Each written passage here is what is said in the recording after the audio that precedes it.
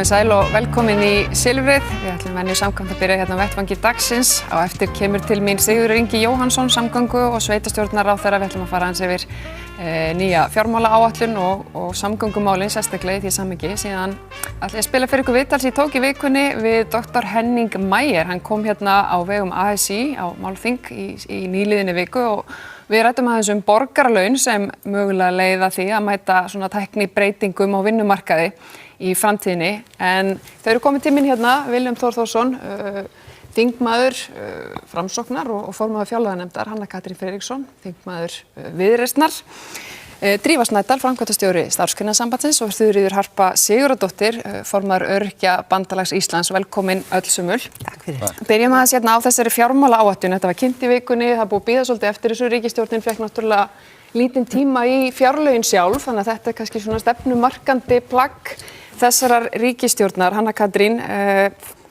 hvernig líst þér á þetta? Hvernig líst manni á barnið þegar það er fætt? Já. Já, sko, þetta er eiginlega þannig að sko, það er eiginlega verið að segja tvær sögur í þessari fjármálaáætlun. Þannig séð, auðvitað er eins og gengur gerist, margt jákvætt og gott þarna, annað síður, en stóra myndin og það sem við í Viðreisn höfum svo sem verið að tala er að það er sem sagt á sama tíma og verið að leggja fram svona fordæmalausa útgjaldaaukningu, annars vegar í innviði og hins vegar í rekstrargrunna, þá er verið að veikja tekjustofna ríkisins. Og það er verið að fara alveg niður í gólfið í lögbundnu ríkisafgangi og það gefur augalega með að það er verið að taka ákveðna áhættu þarna. Áhættu sem að sko, ef að það fer verr en menn er að gera sér vonir þá kostar það okkur töluvert.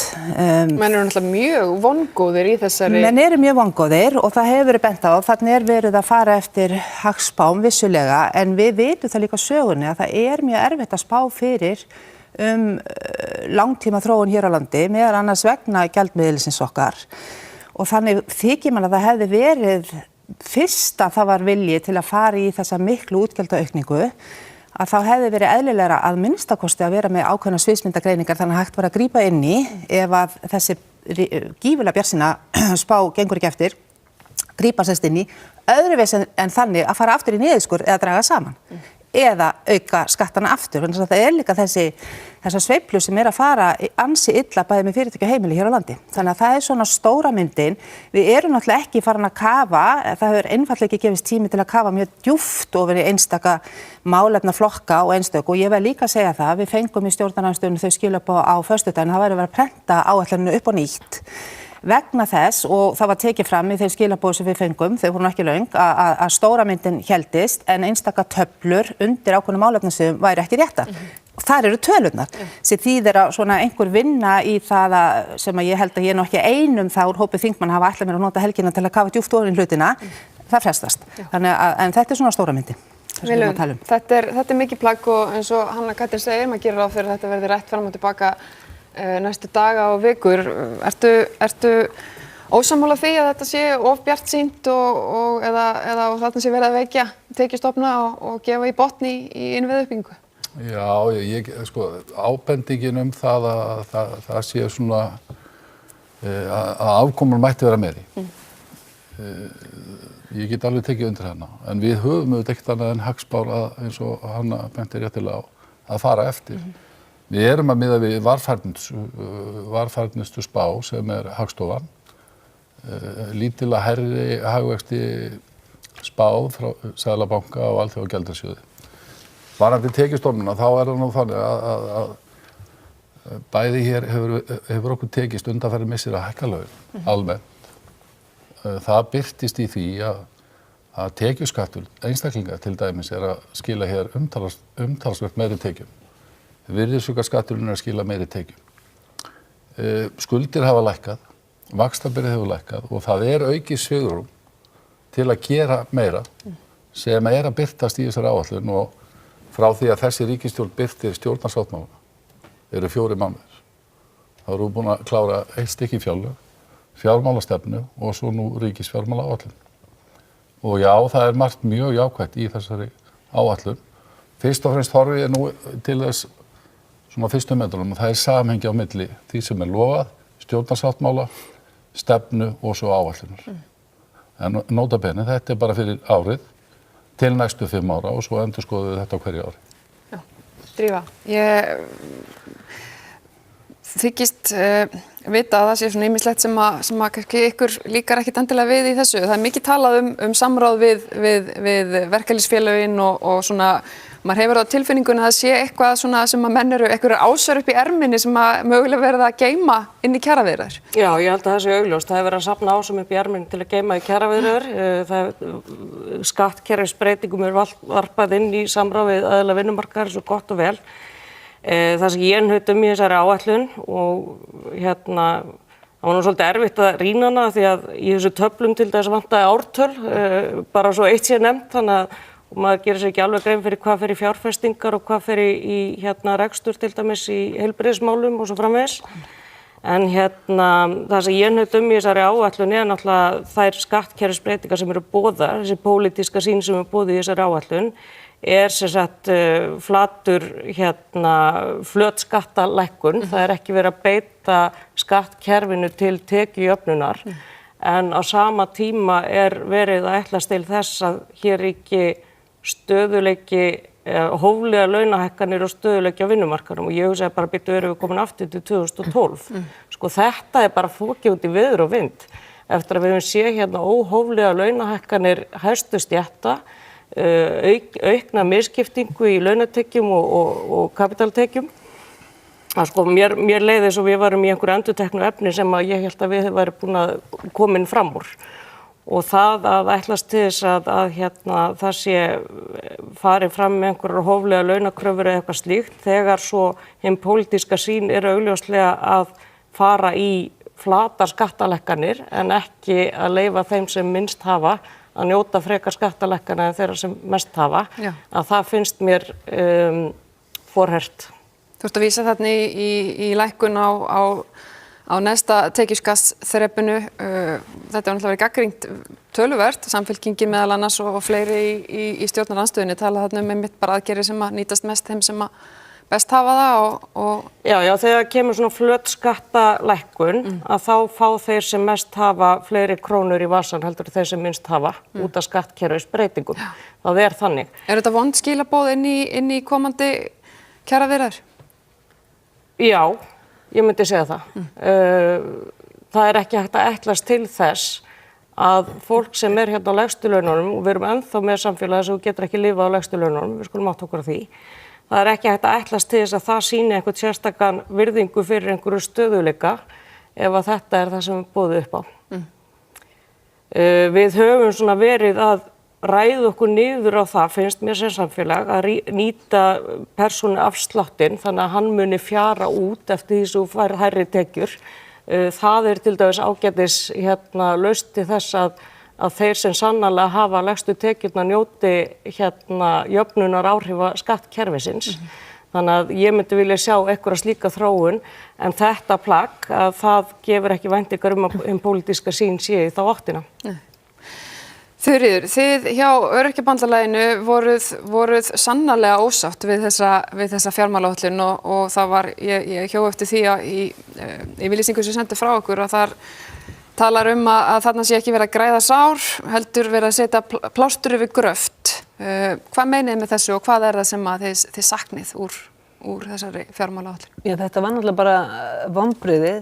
Okkur fannst lítið koma fram með þessari fjármálaáætlun þar sem að ætti að hífa þá lægst settu í okkar samfélagi upp og við söknum þess til dæmis að sjá það tímasetta þessi skerðing, krónu móti krónu skerðing sem að við höfum margsinnis farið yfir að hún væri tímasetta að yrði bara tekin af núna á þessu ári og bara núna sem fyrstu mánuðum þessu árs.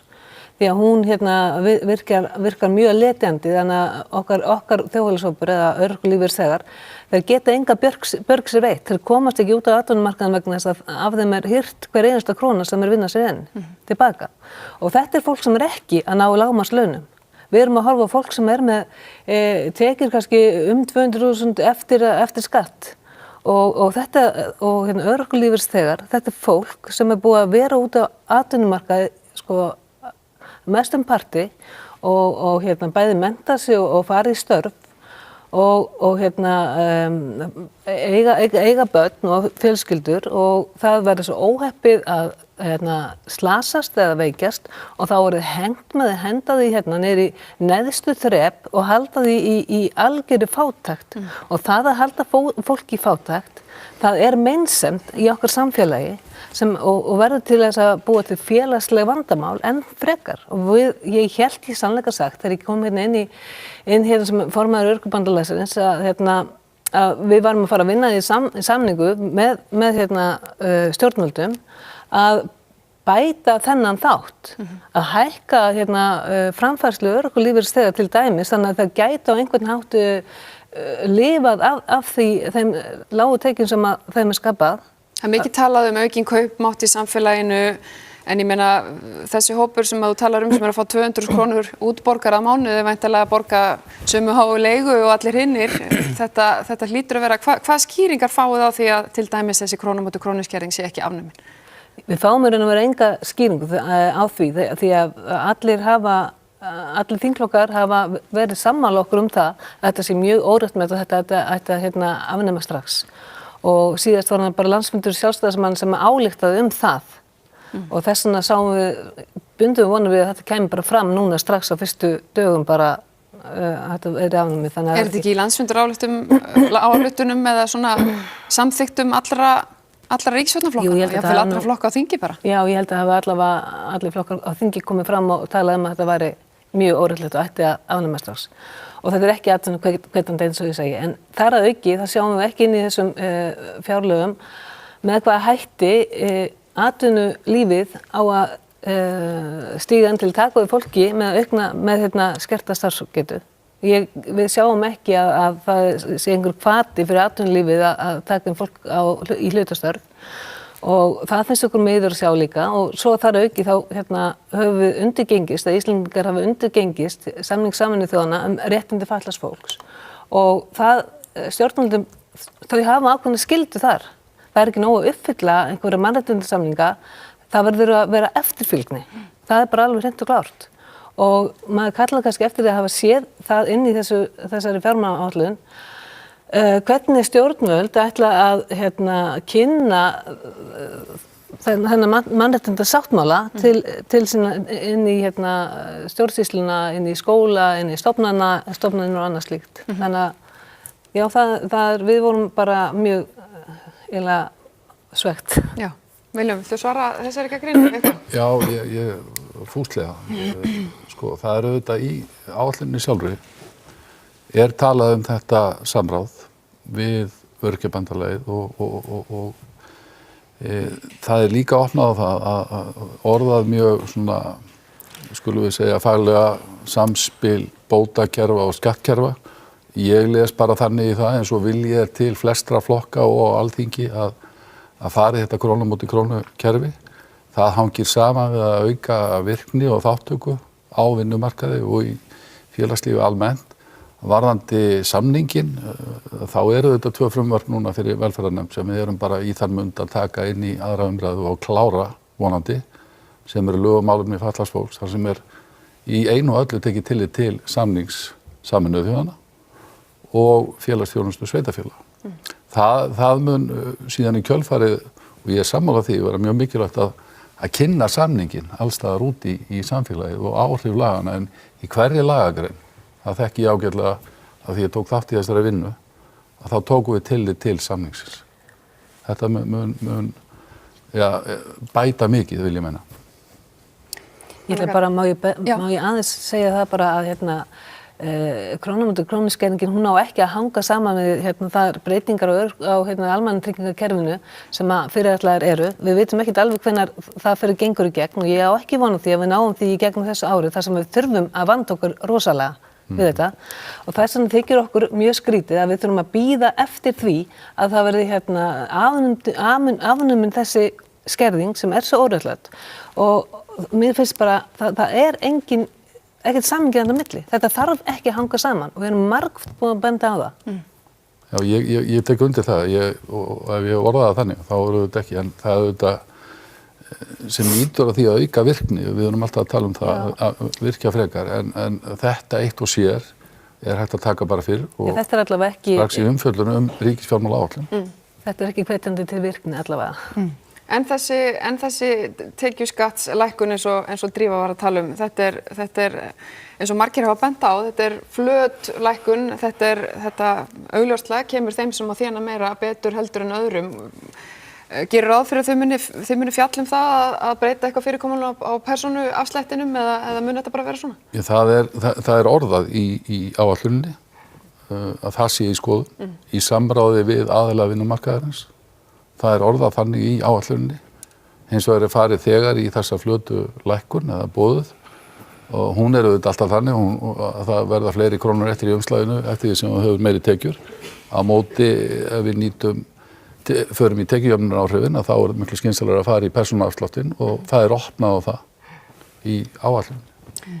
Að því við erum að tala um vinnumarkaðarinn þá er eiginlega óhjákvæmilegt að ræða stöðuna hjá ljósmæðrum. Þær eru náttúrulega að standa núna í mikilli kjaradeilu og vilja meina að þeirra menntun og störf sé ekki metin til launa. Það er í rauninni lækka í launaflokki eftir þær bæta við sig sérhæfingu sinni í ljósmæðrun. Við erum nú þegar farin að sjá uppsagnir og þær sem eru útskrifast ætla ekki að fastráða sig inn á kvennadeildina. Hanna Katrín, þið voru með eitthvað svona lausn í Viðreisn sem að þið kynntuð í vikunni þegar að tala um þingsályktun, þjóðarsátt bætt kjör kvennastétta. Útskýrðu þetta aðeins. Má ég taka 30 sekúndur í skattkerfið og aðeins þessa umræði hérna vegna þess að því það var spurt ætlum við að leggja vinnu í breytingar núna. Ég held að það sé alveg ljóst að það mun gerast núna vonandi munu þingmenn stjórnarliða koma með í þá vinnu að endurskoða þetta sem kemur fram í áætlunum þessa frestun á því að afnema krónu á móti krónu. Það er bara lykilatriði og það er alveg rétt sem að Þuríður segir, það voru allir flokkar ef ég man rétt sem að töluðum að þetta væri nauðsynlegt og þetta er ekki slíka fjárhæðir. Það er skattkerfi okkar, það eru svona 2 grunnstef í því, það er tekjuöflun fyrir ríkissjóð og það er jöfnunartæki. Þannig verið í þessar áætlunum verið að draga úr tekjustofnunum án þess að gæta jöfnunarhlutverkinu og það er alveg rétt að aukinn kaupmáttur, hækkun launa og annað undanfarið hefur skilað sér til neytenda og þess vegna en í þessu hlutfalli tekna raunverulega. Þannig að akkurat það að fara fyrst í þessa aðgerð, tekjulækkunaraðgerð, skattalækkun sem er flöt prósentulækkun, hún gengur svolítið á skjön við þau lykilverkefni sem býða okkur í samfélaginu. Þannig að ég myndi gjarna vilja að orðræðum þetta sé allavega mjög ofarlega á blaði þegar við ræðum þessa fjármálaáætlun. Þá það satt.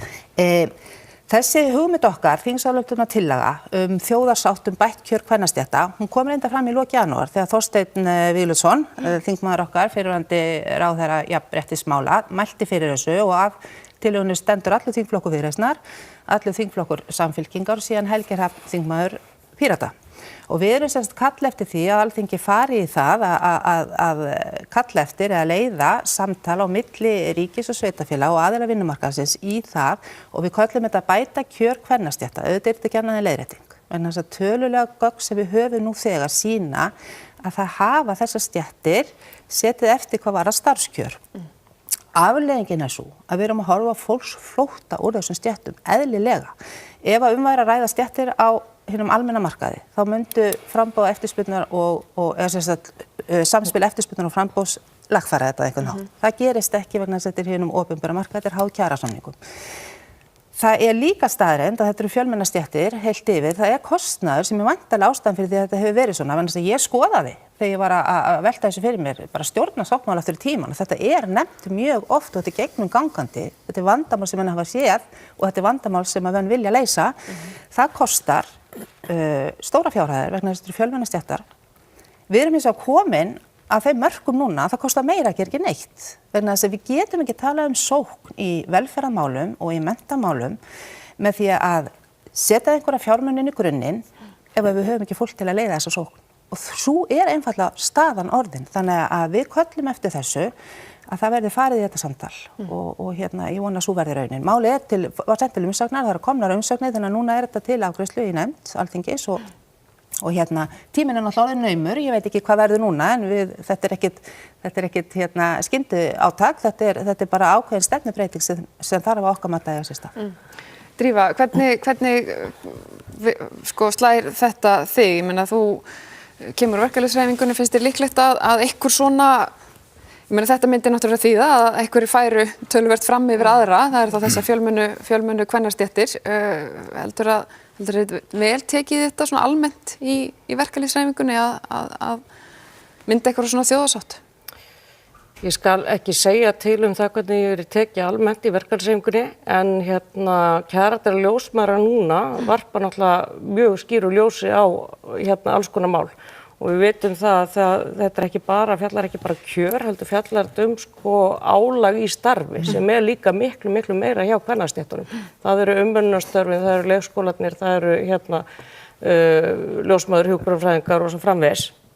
Þannig að það þarf að skoða og í fyrsta lagi þá held ég ef við tölum stóra samhengið. Ég held að sé engin tilviljun að konur eru að mennta sig meira heldur en karlar. Það er að því konur hafa ekki aðgengi að sæmilega launum störfum á þess að mennta sig. Það er eiginlega aldrei rætt það.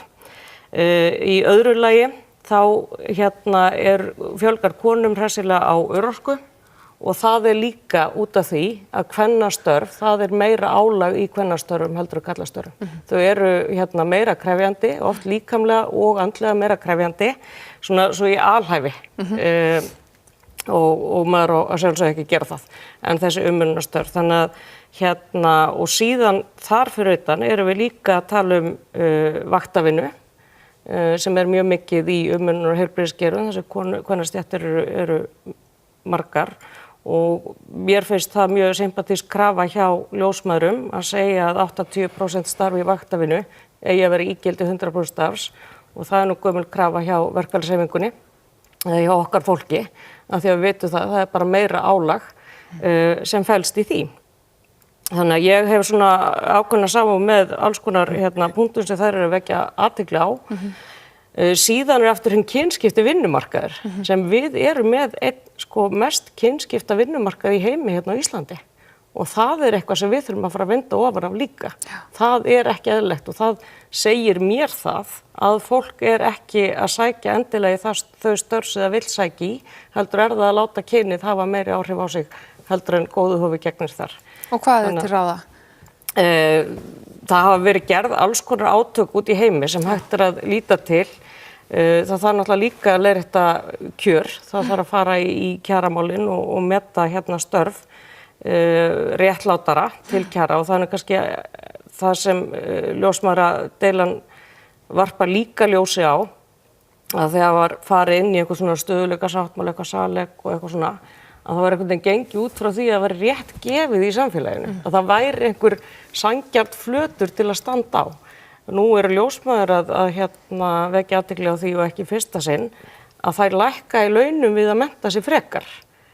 Þannig að það er ekki einhver sanngirni í launasetningu í grunninn. Það er einhver ósanngirni, þannig að við þurfum að skoða það. Það er náttúrulega til, eins og ég segi, alls konar átök til að leiðrétta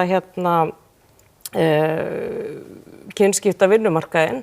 En ég held að lág laun kvennastétta sé til dæmis stór hluti af því að karlar geta þá fengið betri laun annars staðar og eru þá kannski að neita sér það að vinna vinnu sem þeir annars myndu vilja vinna. Viljum, er þetta þessi tillaga eitthvað sem þingsályktun tillaga Viðreisnar eitthvað sem þið getur hugsað ykkur að styðja? Já, alveg örugglega. Ég styð allt gott sem að jafna laun á vinnumarkaði og óháð kyni. Það eins og jafnlaunavottur er eitt dæmi, sterkt tæki, hefur sannað sig þegar og ég meina auðvitað en bara jöfn laun og endurgjald á bara alltaf að vera í samræmi við framlag og menntun, algjörlega óháð kyni og ef það er einhverjar stéttir sem augljóslega eru þannig í sveit settar að það er einhver ósanngirni í gangi eða ójafnræði þá eigum við auðvitað bara að gera átak í þeim. Þetta sem að Drífa er að tala salegsamkomulagi sem gerir ráð fyrir því að það sé einhver sátt yfir höfuð, það virðist vera og sést bara í allri þessari ólgu sem er innan verkalýðshreyfingarinnar núna að virðist ekki ætla að ganga upp. Það er hópur sem er að stökkva langt upp fyrir aðra og hópar sem að sitja eftir sem að enn og aftur þeim er gert að svona viðhalda þessu þessum stöðuleika. Hvernig sérðu fyrir þér veturinn framundan og hvernig ætlið að takast á við möguleikan á því að þetta sé að springa, þetta samningssamkomulag? Já, þetta auðvitað í raun og veru kannski akkurat nú og þegar við leggjum fram þessa áætlun stærsta áskorun. Það eru margar áskorunir framundan, vaxandi öldrun og svo framvegis, en vinnumarkaðurinn og hvernig umsemst stóra áskorun í þessari áætlun þetta ári. Það augljóst. Og það afar mikilvægt að varðveita efnahagslegan stöðuleika og kaupmátt sem áunnist hefur. Ég skil mæta vel kröfurnar og ég skil vel reiðina yfir svona, við skulum bara segja, óhóflegum launahækkunum í stéttum sem þegar voru með há laun. Þannig að þetta gæti orðið mjög erfitt. Það verður bara að horfast í augu við það og það gert í þessari áætlun. Þetta bara orðað beint að það sem getur raskað þessari mynd séu ef ekki vel fer í þessum samningum og það var mikilvægt skref tekið hér þegar samdist við svona stóran hluta BHM og það alveg óháð því hvað sanngjarnt í launum að verðstöðuleiki alltaf mikilvægur. Kaupmátturinn þegar uppi staðið það sem skiptir öllu máli í umslagið. Þurfið mig langar aðeins að því að Drífa nefndi hérna þessar kvennastéttir sem undir miklu andlegu líkamlega álagi og það var rætt hérna bara í síðasta þætti fyrir páska hjá honum Agli að það væri að fjölga töluvert í hópi þeirra sem þurfa á örorkulífeyri að halda. Það eru konur út af stoðkerfisvanda að einhverju leyti og ungir karlmenn út af andlegum veikindum. Sérðu einhver skref sem hafa verið tekin til þess að svona mæta kannski þessum hópi og hjálpa honum út úr þessum vandræðum eða finnst þér vanta á úrræði fyrir þessa einstaklinga sem jafnvel væri hægt að koma í veg fyrir að þyrftu að sækja sér bætur vegna þessa? Já, mér finnst vanta á úrræði og þó að... Hvað væri hægt að gera? Já, til dæmis þyrfti bæta talsvert mikið inn í geðheilbrigðiskerfið hjá okkur og fara miklu fyrr inn í eins og inn í skólana og ýmislegt að gera þar. Það að fólk þurfa að vinna allt of mikið og alltaf langa mynda til að hafa í svo á og eiga fyrir leigu og slíku. Það náttúrulega býður því heim að fólk verður bara slitnar miklu fyrr og við erum einmitt að sjá konur lenda í því, kannski í kringum 50, eða bara 50 og við erum að sjá kannski karlmennum 60. Þannig að við erum að sjá fólk sem búið að vera út á vinnumarkaðin í áratugi. Brennur út bara. Og brennur út bara og ég myndi segja að stjórnvöld sem að kenna sig við velferð og skynsemi, þau ættu nú að byrja á því að reyna að hífa þessa hópa upp úr fátækt, upp úr því að lendi sára fátækt eftir að vera búin að þjóna þjóðfélaginu í öll þessi ár kannski, áratugi. Þannig að svona, ég hefði viljað sjá miklu betur gert fyrir þá sem lægstu tekjurnar hafa og lægstu framfærsluna vegna þess að það segir sig sjálft að við erum bara að viðhalda meinsemd, við erum að framleiða örorku lífeyrisþega með því að hafa kerfið eins og við höfum það í dag og að fólk sé að slíta sér út í einhverju á láglauna vinnumarkaði. Það er einfaldlega að framleiða örorkulífeyrisþega segi ég. Og ég reyndar eigum við nú fund með Bjarna Benediktssyni núna á þriðjudaginn og ég vona að hann geti svona skýrt út fyrir okkur ákveðna þætti þar. Við komumst ekki lengra með þetta sinni. Takk öll kærlega fyrir komuna. Sigurður Ingi Jóhannsson, samgönguráðherra, sest hérna hjá mér eftir örskamma stund.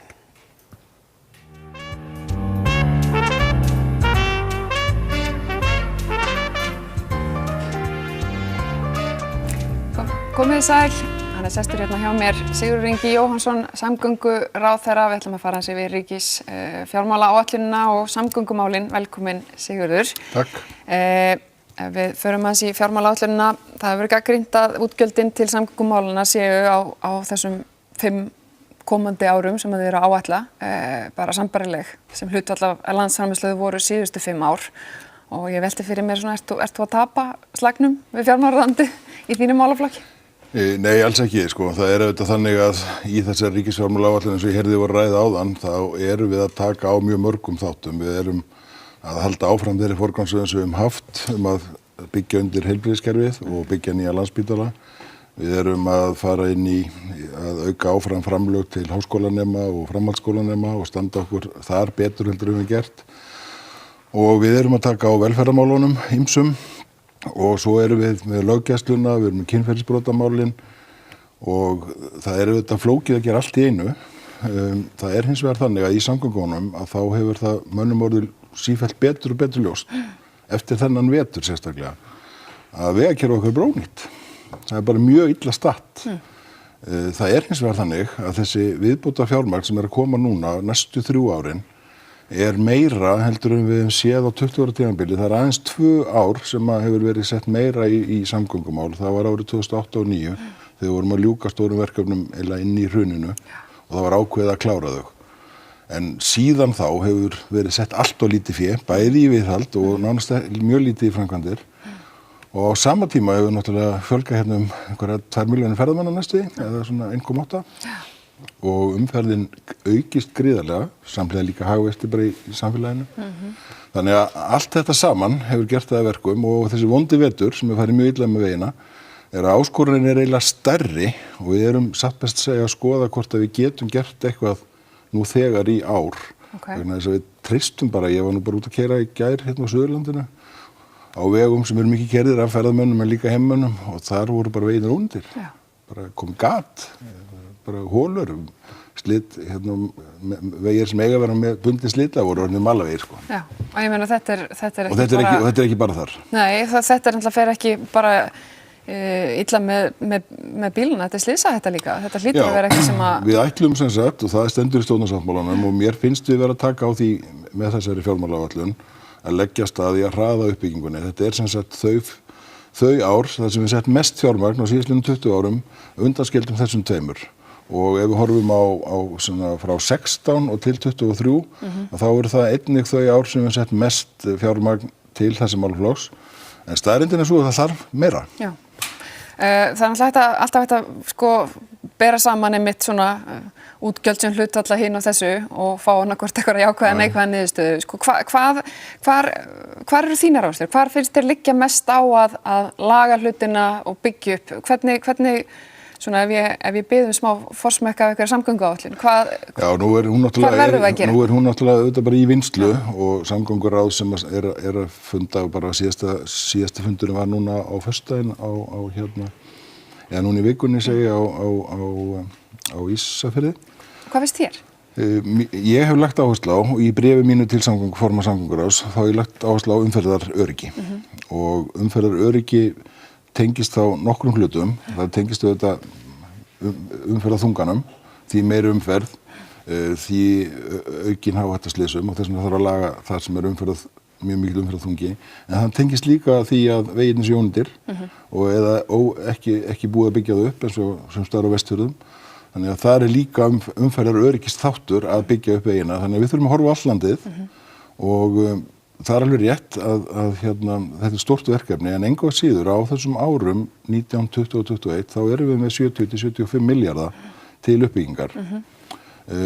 Ég hef líka sagt það og það komi vel til greina og við höfum verið að skoða það á undanförnum vikum hvort við gætum sett til hliðar við þetta verkefni sem sagt farið af stað í framkvæmdir í ekkert ósvipað eins og Hvalfjarðargöngin með einhvers konar gjaldtöku þar sem að ég hef lagt áherslu á að veri valkostur að mann getur farið aðra leið þar sem við getum þá farið að taka á öðrum stórum verkefnum sem annars myndu bíða í 5 eða 10 ár. Já, auka tekjuöflunina með þessum hætti. Já, auka þá tekjurnar inn í þetta og að flýta í raun og veru uppbyggingunni til þess að tryggja umferðaröryggi, til þess að tryggja það að fólk komist bara á skilvirkan hátt á milli vinnustaðar og heimilis án þess að vera í stórkostlega hættu. Og hvar eru svona Ég myndi segja þetta verið allt land, en við þurfum auðvitað að horfa hér á þessa 3 megin leiðir út úr höfuðborgarsvæðinu, þurfum auðvitað að horfa á höfuðborgarsvæði líka.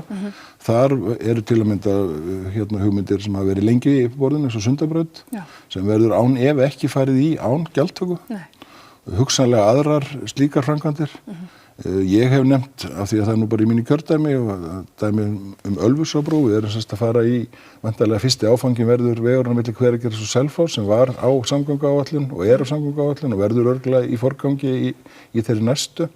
En brúin sem átti að taka við, hún var á seinni hlutanum, en til þess að fá sem mest út úr framkvæmdinni þá væri kannski skynsamlegt að gera hvort tveggja samtímis. Og það verður það eitthvað gjaldtaka þar? Fólk getur það farið eitthvað annar staðar í staðinn? Já, það er náttúrulega hægt að fara fjölmargar leiðir, það er hægt að fara Óseyrarbrúna, það er hægt að fara Gömlubrúna, það er hægt að fara upp Biskupstungnabraut. En hérna kannski myndi ferðamennir í stærstum mæli sem eru að fara á Jökulsárgljúfur eða fara austur á Höfn, að þeir myndi fara stærstu leið. Tölum að þessu ferðamennina, þú nefndir með 2 milljónir af ferðamennum sem eru hérna langmestuleiti á bílaleigubílum að nýta sér vegakerfið og það er svona leiðir mann óhjákvæmilega inn í hluti sem að þú hefur verið tölvöld mikið að tala um, það er innanlandsflugið og augljóst einhvern veginn að efling þess hlyti að hjálpa til við það að losa þess á vegakerfinu. Hvað sérðu fyrir þér að hægt sé að gera bara á þessu kjörtímabili til þess að efla innanlandsflugið? Já, það er alveg rétt og innanlandsflugið hefur einnig setið á hakanum, það er einhver 7-8 milljarða viðhalds og framkvæmda þörf, flughlað, lengingar og leggja slitlag ofan á brautir og byggja upp flugstöðvar. Við höfum líka verið að leggja áherslu á, satt með segja líka síðustu ríkisstjórnir og við erum með það í okkur að opna fleiri hliðin í landið eins og til dæmis á Akureyri og þá kom í ljós að það vantaði þar innviði til þess að það gengi nægilega vel. Þannig að við þurfum að setja fókus á það. Í stjórnarsáttmálanum tölum við líka að efla innanlandsflugið og horfa meðal annars til fyrirmynda frá Skotum sem hafa niðurgreitt beint flug til íbúa á þeim stöðum sem að það eitt og sér hjálpar auðvitað íbúanum þar, en það sem gerist við það að flugið verður þá svona öflugara, verður meiri tíðni, þá geta ferðamenn frekar nýtt sér þetta. Þannig að við erum að reyna núna í hérna þessari skoðun sem við erum búin að vera með núna þessa mánuðina. Það er líka nefnd á vegum hérna, sem að Jón Gunnarsson forveri minn sett á laggirnar sem að Njáll Trausti Friðbertsson hefur leitt að skoða hvaða hagkvæmasta leiðir væri með innanlandsflugið. Þeir lentu líka með skosku leiðina þar. En það sem við þarf að gerast er að við búum til hvata þar sem að íbúarnir, ferðamennirnir, þar að segja notendurnir, fái ódýrari flug, flugrekendurnir fái þar að leiðandi meiri möguleika á að hafa lægra verð vegna þess að það eru auknar tíðnir og að flugvallarrekendurnir fái þá meiri tekjur inn á sína flugvelli. En eitt í því sem það þarf að skoða er sem sagt þá aðkoma Isavia sem að í dag rekur fyrst og fremst Keflavíkurflugvöll og gert það frábærlega vel og eiginlega kraftaverk hvernig þeir hafa tekist á við þessa ófyrirséðu gríðarlegu fjölgun ferðamanna. En við erum í stjórnarsáttmálanum að tala um að setja þeim eigendastefnu sem ekki hefur verið gert áður og það gæti komið þar til greina og ég veit að það er svona hluti af þeim sem hefur verið að skoða í þessari nefnd Njáls Trausta að Isavia tæki yfir rekstur á þessum alþjóðaflugvöllum, örugglega ekki öllum í einu, en þá Reykjavíkurflugvelli, Egilsstöðum og Akureyri og þá myndi þjónustusamningur ríkisins, það fjármagn sem við erum með, beinast þá að hinum völlunum. Ég held að sé óhjákvæmilegt að við munum fara einhverja blandaða leið þar sem að það komi auki fé úr ríkissjóði, þar sem að við munum með eigendastefnu einhvern veginn tryggja það að fjármunir og áherslur Isavia séu líka á innanlandsflugvöllunum, ekki bara á Keflavík. En er ekki augljóst að sko það myndi slá nokkuð margar flugir í einu höggi að sameina þá jafnvel á nýjum flugvelli innanlandsflugið og millilandaflugið að þessi ferðamenn sem mitt fara allir á bílaleigubílana og keyra hérna út um allt að þeir ættu þess kost að fara beint út á land þegar þeir koma hérna til landsins. Við höfum séð slíkar fyrirmyndir eins og hérna Gardermoen í hérna Noregi, þar jókst þessi dreifing hérna ferðamanna vont orð kannski en möguleikar þeirra að nýta innanlandsflug það jókst 15%. Þannig sem fóru beint af alþjóðaflugvöllunum eitthvað út á land. Það væri mjög ákjósanlegt að við getum gert eitthvað slíkt í sama. Þess vegna var auðvitað leiðinlegt að þessar hugmyndir sem að hérna Flugfélag Íslands Iceland Connect, hann var auðvitað að nota þetta orð, að þeir prófuðu þarna í tíma að fljúga beint sem þetta á Akureyri og ég held kannski að það yrði svona meiri vísir af því, þá væri fólk komið á annan stað en því miður þá hættuður við það flug, hvort að aðrir sjáu sér einhver tækifæri því, veit ég ekki. En þetta er vantilega langtíma verkefni sem að... Það langtíma verkefni og síðan hefur það líka verið til skoðunar og allt svona hangir einhvern veginn yfir að aðalskipulag Reykjavíkurborgar boðar það að Reykjavíkurflugvöllur verið lokað. Mér hefur samt fundist það verið mjög gott signal, svona merki sem að við höfum séð að það er allir orðin sammála það að hann lokar auðvitað ekki fyrir einhver annar jafn góður eða betri flugvöllur komin upp, menn hafa staðnæstu Hvassahraun og við erum að skoða það núna. Þú jákvæður gegn því? Ég vil bara fyrst og fremst sem ráðherra samgöngumála setja alla valkostuna á borðið og taka málefnalega umræðu og þangað til að þeir hluti líka borðinu, þá ætla ég ekki að tjá mig hvað er skynsamlegast.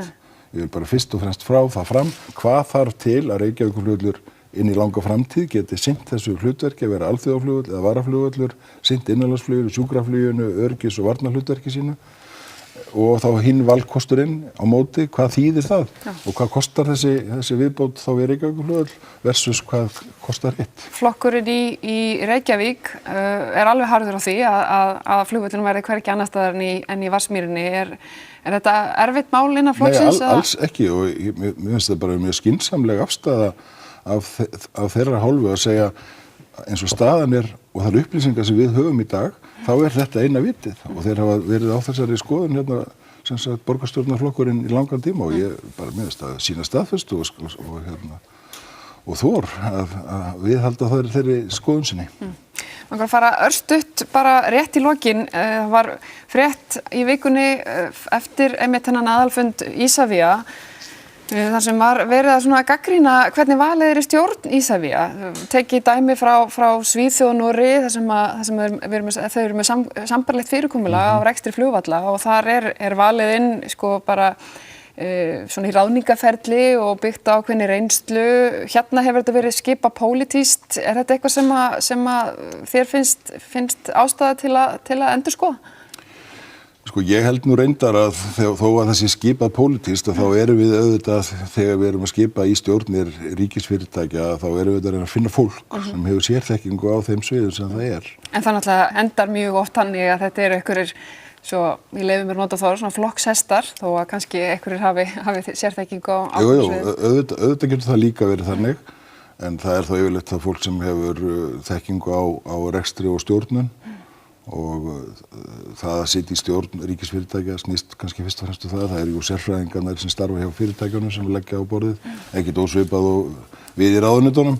Við komum inn í ráðuneytu og erum svolítið að treysta á það að sérfræðingarnir gefa okkur réttar upplýsingar og kunna að spyrja. Ég komist ekki með þetta lengra, takk hérlega fyrir komuna, Sigurður Ingi. Næst er það Dr. Henning Meyer, hann ætlar að spjalla aðeins við mig borgarlaun.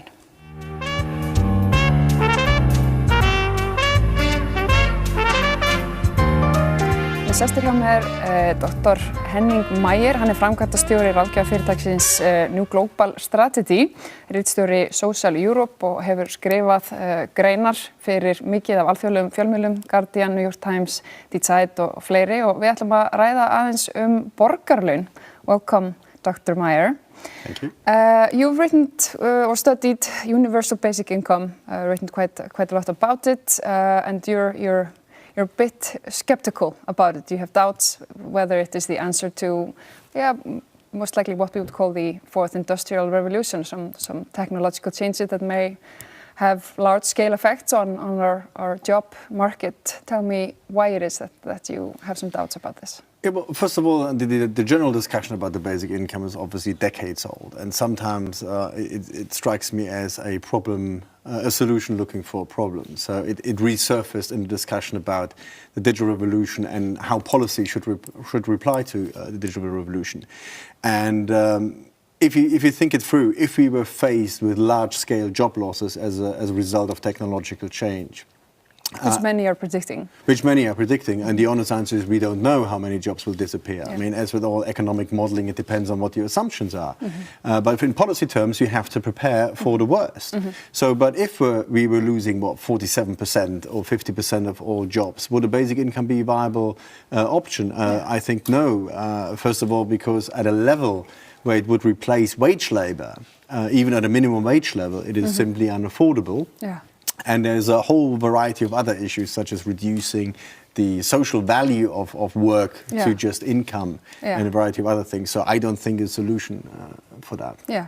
So you mean by the social value that people are not just working as a way of getting an income, it's a big part of living our lives and socializing with other people? Yes, I mean, this is a controversial issue. I mean, it depends on how you define work. Yeah. I mean, the people who tend to be in favor of basic income see wage labor as a sort of enforced situation where people have to give up their free time in order to earn a living. By basically replacing the income part of that equation, you basically free yourself up. Yeah. I take a different view of what work is or what labor is. As you mentioned, a lot of people actually do enjoy their work. It's not just the income part of work, but they socialize with their colleagues. They spend most of them 8 hours a day during the week in the workplace. So a significant part of your life actually happens in the workplace. And if your job were to go, just replacing the income part of the equation, I think leaves you still with a huge gap. Yeah, and it's a problem as well with how you would finance this kind of income. That would be quite hard for very many states, right? Yeah, it really depends on what level you would set a universal basic Yeah. income. As I said, there was a study done by the British economist John Kay, who I think took 5 countries and tried to calculate how much it would cost to have a new BI at the minimum wage level. And even that was effectively unaffordable. So at a smaller scale, you might think about the merit of some sort of general payments. But if you think about it in the context of the digital revolution, with the threat being the potential of digital unemployment, of technological unemployment, it cannot be a solution if it can't even replace jobs at the level of a minimum wage. Okay. Many have and that has been sort of the discussion here in Iceland, have seen this as a part of solving a problem with inequality. This would help those who are financially having a hard time. Do you see it as a solution to inequality problems? Again, against the backdrop of the digital revolution, I see it would probably entrench inequality. Yeah, how so? The digital revolution basically has 2 ways of impacting inequality. The first one is via the labor market. So if we were to see large-scale job losses, we would have a further polarization of the labor market. Yeah.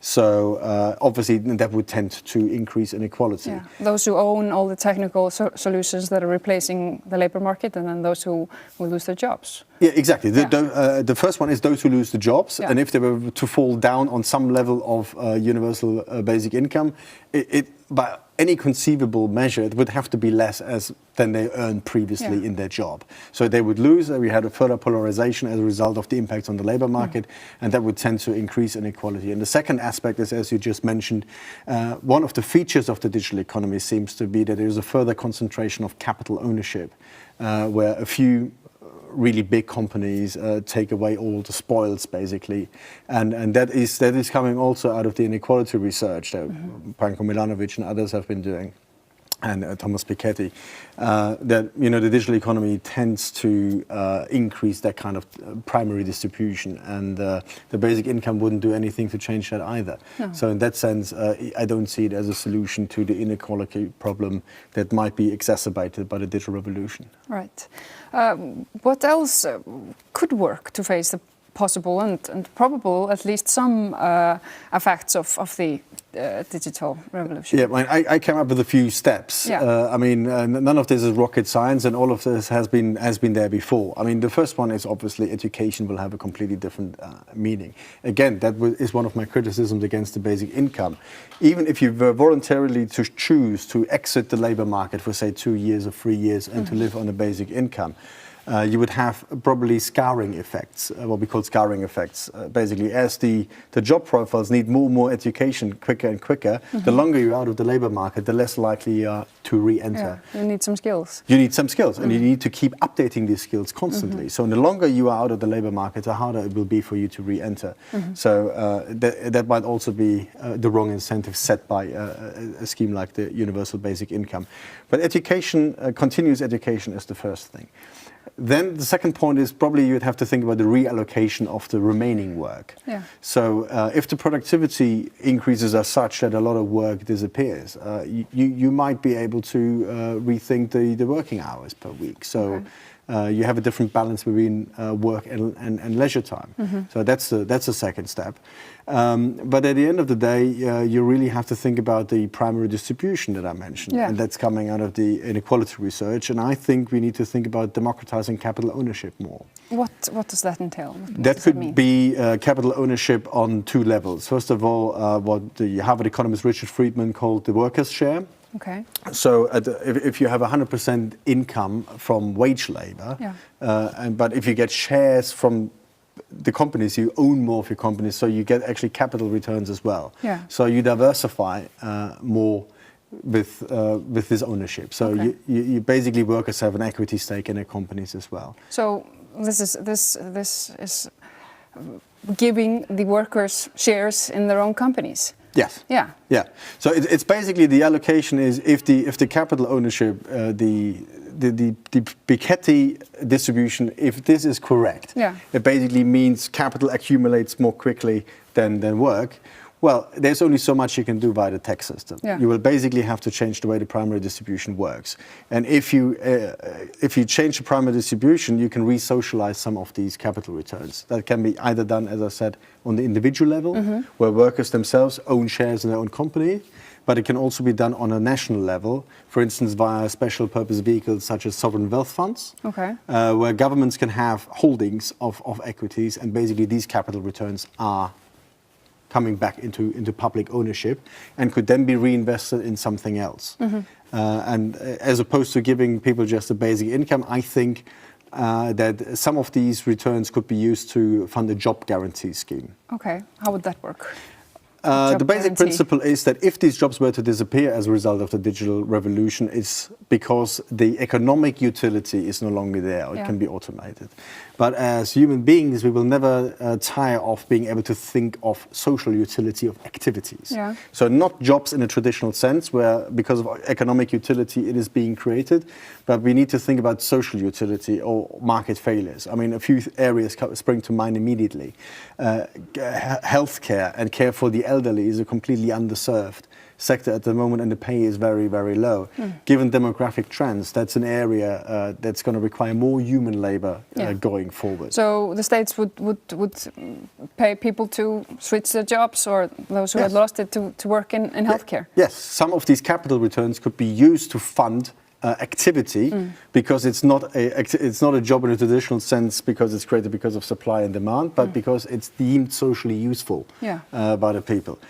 Another area, cultural areas. I mean, a German political scientist once said there's never been a symphony orchestra that is economically viable. They're all subsidized, but the cultural value is beyond doubt. So you can even think about giving local communities the ability to decide what kind of social activity they would like to support. Imagine you are in a local municipality and you have 2 or 3 jobs you can decide on. The community could decide whether they want to employ football coaches for the kids, they want to have a theatre club. It's up to them what kind of thing they would do. And that would build a professional structure around volunteering as well. So if it's designed well, I think it could also be a way to revive community spirit and do something for social cohesion, because not necessarily as part of the digital revolution, but a general problem that I see across a lot of Western societies is that the social strata rarely mix anymore. And this would be a way to kind of reinforce these social spaces where people still actually meet. I want to return just for a second to education, because you talked about the need to renew or look differently at the way we educate our children and then most likely grown-ups. What changes do you think have to be done when it comes to education in Western countries or all over the world to meet these challenges ahead? I mean, first of all, continuous education, right? So that you have to have much better schemes where also within the corporate sector and helped by public policy, where you have really continuous education. So you're constantly skilling people up.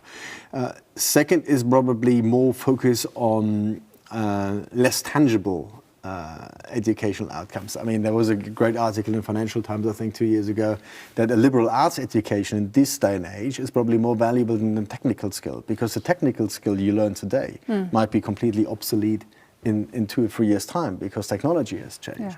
So the core ability for analytical thinking, constant learning, social skills, problem solving, these kind of key skills, I think the focus should be much more on those skills because they are transferable. And they give you a more solid foundation for lifelong learning. Yeah. We don't have very much time left. I want to check with just in the end, how well prepared do you think countries are for this probable and possible changes that are ahead and might happen very, very fast? I mean, I think the policy discussion is slowly starting in many places. I mean, some countries have had it for a few years, some others are starting now. I mean, in Germany, where I'm from, there was the Labour Ministry in the last government had a process that they called Work 4.0, which was basically trying to spell out what it would mean in Germany. I think it's just important to raise awareness that, you know, this might be around the corner, and advisedly say might, because really nobody knows whether it will happen or not, but in policy terms, you have to be prepared.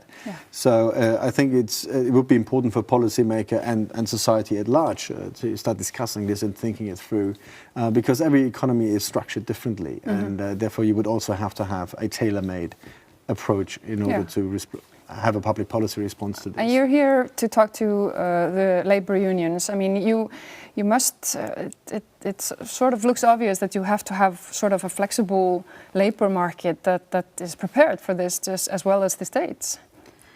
Well, it depends on what you mean by flexibility. I mean... well, you talked about shorter hours, most likely then for the same wage. This has to be sort of part of the equation when you're having discussions about labor. Flexibility, it depends on how you construct it. I mean, flexibility can also lose skills very quickly. I mean, if you look at the economic crisis, for instance, and the policy response in Germany and elsewhere. In Germany, there was an agreement with the unions to reduce the working hours, but keep staff employed.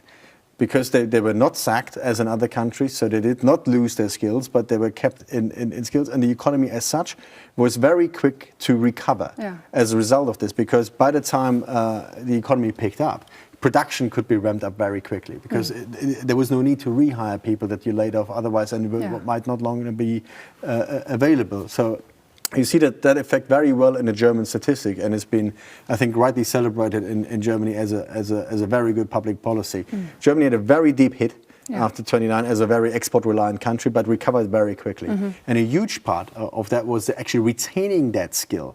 Some people might interpret that as a less flexible labor market, because you didn't dismiss these people at the time, but it turned out to be strength, right? So if you have flexibility built in the sense that you have a flexible policy response to when things happen. But if flexibility just means being able to hire and fire people very quickly, that doesn't make economic sense, I think, and it also doesn't make much public policy sense, because obviously people don't like losing their jobs, and there will be political repercussions. Thank you very much, Dr. Meyer. Við komumst ekki lengra að sinni, segjum þetta gott í bili. Við erum hérna vikuliðinni, verið sæl.